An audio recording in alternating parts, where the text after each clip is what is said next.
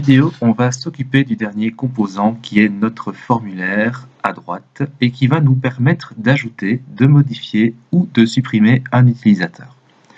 Donc on va devoir ajouter aussi des fonctionnalités à notre fichier axios.js afin de répondre à ces différentes requêtes. On va d'abord commencer en créant notre composant. Donc on va ajouter ici dans composant un nouveau fichier qu'on va appeler CRUD-formulaire.js. Alors, je l'appelle CRUD-formulaire pour bien différencier que ce n'est pas un simple formulaire de contact, mais bien un formulaire qui va nous permettre de travailler sur les bases de données.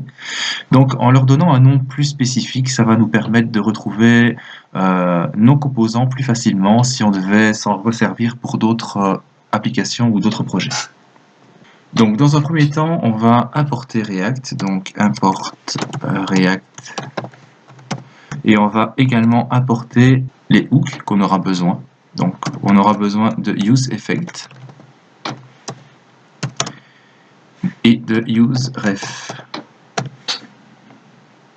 Donc, tout ça de la bibliothèque React. Ensuite, on va apporter également FontAwesome qu'on aura besoin pour nos boutons.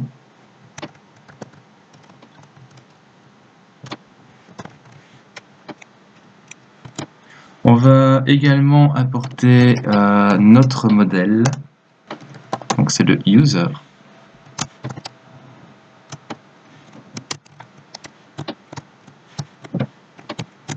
Voilà, pour le reste, on y reviendra plus tard.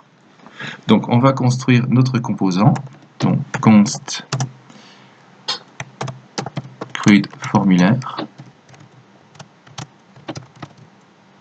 On va faire appel aux props parce qu'on en aura besoin. Et on va déjà s'occuper de retourner le rendu.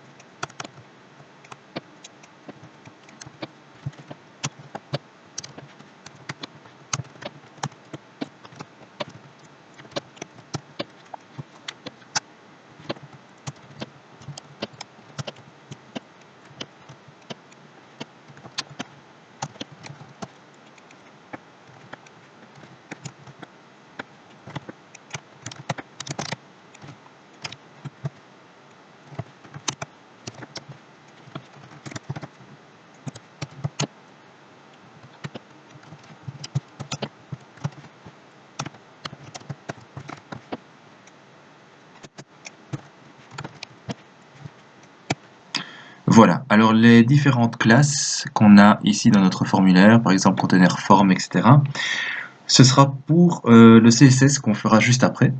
On a deux boutons, donc on a les boutons ici avec à chaque fois un icône FontAwesome, et dedans on a déjà nos fonctions onClick, donc pencilClick et EraseClick, qu'on va déjà mettre en place juste au-dessus.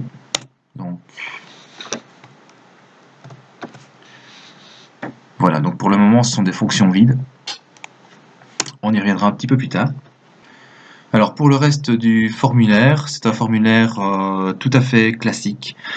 On n'a pas mis de value ni de onChange sur nos différents champs input car on va procéder différemment que pour la search bar. Donc sur la search bar, rappelez-vous, on n'avait qu'un champ de saisie, donc on l'avait contrôlé par React. Ici, le formulaire est un peu plus important et pour que ce soit moins lourd, on va le réaliser en champ non contrôlé et utiliser un hook plutôt pratique pour les formulaires qui ne fait pas partie des hooks React.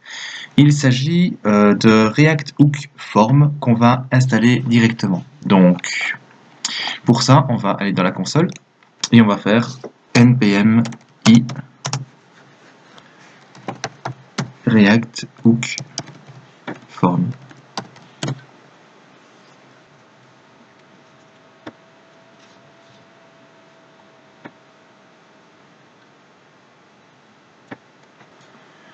Voilà, maintenant qu'il est installé, on va pouvoir l'appeler. Donc on va faire un import. Donc c'est useForm from React hook form. Alors on va l'appeler également un const. Et alors on va devoir utiliser les fonctions register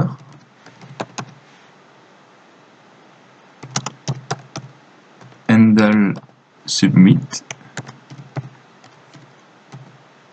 et reset. Donc on reviendra sur ces fonctions là bientôt. On va également s'occuper des autres références. Donc on voit ici qu'on a une référence pour le bouton d'effacement et on a une référence également ici sur le bouton Submit.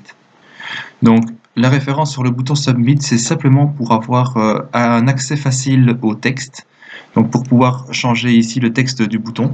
Et sur le bouton d'effacement, donc Erase, on a une référence également pour pouvoir le rendre inactif si c'est un utilisateur qui n'est pas encore enregistré.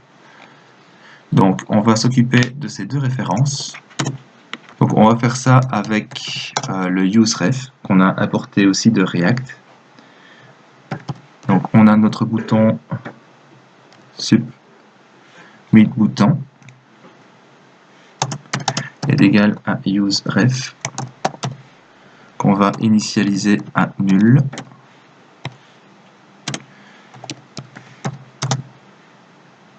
Et on a notre erase button, pareil, qu'on va initialiser à nul. Ok, jusque là c'est bon. Maintenant, pour pouvoir avoir accès à nos différents champs du formulaire avec React Hook Forms, on va devoir mettre une référence également sur chaque champ, mais pas n'importe laquelle. Ici, dans useForm, on a justement apporté Register. Register, c'est justement ce qui va nous permettre d'avoir une référence sur nos champs grâce à la propriété name de chaque champ. Donc sur chaque input, on va placer une référence register. On va commencer par le input de type hidden. Alors là-dessus aussi, justement, ici sur l'id, c'est parce qu'on ne veut pas afficher l'id pour ne pas le modifier ni l'afficher. Mais comme on en aura besoin pour pouvoir modifier un utilisateur, on doit pouvoir y avoir accès. Donc ici, je commence et je place une référence. Référence est égale, et la référence, c'est register. Donc je vais faire un copier-coller, parce que ce sera de toute façon à chaque fois les mêmes. Donc je fais pareil pour l'id. Je fais pareil pour le name, j'ai voulu dire. Ici, je fais pareil pour le username. Et je fais pareil pour l'email, ainsi que pour le phone. Ok. On va ensuite utiliser handle submit, qui permet de récupérer l'événement de soumission du formulaire et d'appeler une fonction. Donc bien sûr, on va le mettre ici, sur le onSubmit. Donc toujours entre accolades, on tape handle submit. Et entre parenthèses, on va mettre la fonction qu'on va appeler. Donc là, on va mettre onSubmit. Et on enlève les guillemets. Voilà. Alors, pareil hein, que pour les boutons, on va directement faire la fonction onSubmit. Donc on va ajouter fonction onSubmit. Et on va mettre également une remarque. Envoie les données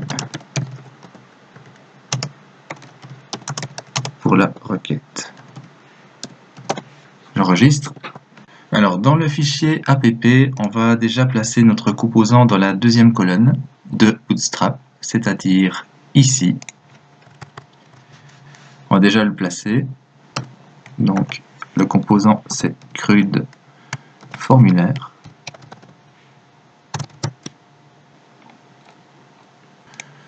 On va l'importer, import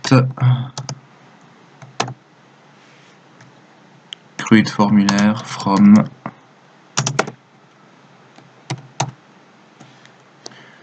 composant et CRUD formulaire. Ok. Alors, dans le CRUD formulaire, on va récupérer le user que nous renvoie le composant list. Donc, le list, ici, on nous renvoie un user quand on clique sur un élément de la liste. Donc, on va le récupérer dans le formulaire pour pouvoir mettre à jour également le formulaire avec le user qu'on a sélectionné. Donc, pour ça, on va utiliser un props user est égal à user. Bien. On va retourner dans notre formulaire et on va récupérer cet utilisateur. Donc récupère l'utilisateur sélectionné.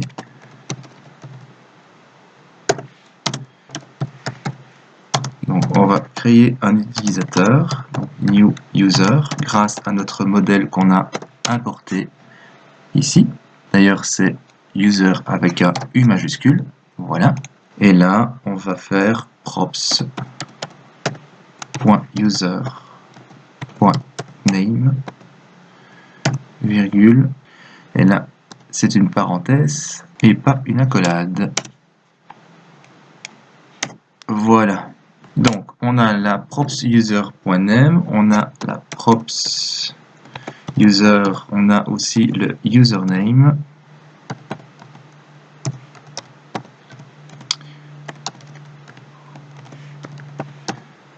On a également l'email.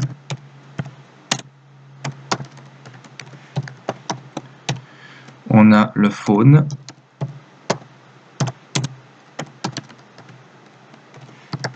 Et on a l'ID. Parfait. Maintenant, on va pouvoir créer le useEffect qui va nous permettre de mettre à jour le formulaire à chaque fois que notre utilisateur va changer. Donc voilà ce qu'on va devoir faire. Donc update à chaque fois qu'on sélectionne un utilisateur, réinitialise le formulaire avec les données de l'utilisateur sélectionné. Donc là, on va faire un reset. Donc là, ça va être cette fonction-là. On va en parler un peu après. S'il y a un ID, c'est qu'on modifie. Alors là, on va changer le texte du bouton et on active le bouton supprimer pour pouvoir supprimer ou modifier un utilisateur sélectionné. Sinon, si on n'a pas d'ID, c'est-à-dire qu'on va enregistrer un nouvel utilisateur et donc là, on va désactiver le bouton supprimer pour ne pas supprimer un utilisateur qui n'est pas encore dans la base de données.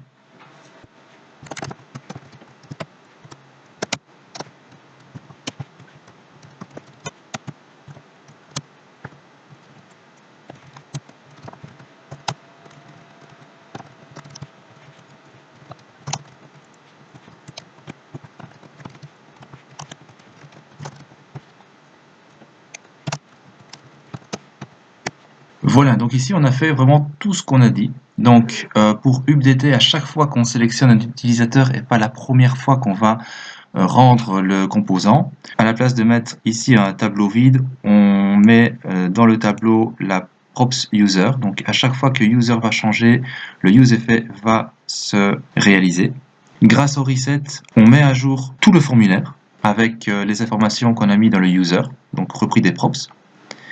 Donc si l'ID, on l'a vu ici, donc si l'ID est différent de rien du tout, donc si un ID existe, ça veut dire qu'on modifie un utilisateur. Donc ici, en fait, on va changer le texte du bouton, donc à la place de l'avoir ici en ajouter, on va le mettre en modifier. Et l'erase bouton, disable, on va le mettre à false pour pouvoir soit modifier l'utilisateur ou pour pouvoir l'effacer. Sinon, donc ça veut dire que si il n'y a pas d'ID, alors là on est sur un nouvel utilisateur et là on va désélectionner le bouton supprimer pour ne pas, comme je l'ai dit tout à l'heure, supprimer un utilisateur qui n'existe pas encore. Ok, ben on va faire un coup de npm start pour voir si l'application fonctionne bien.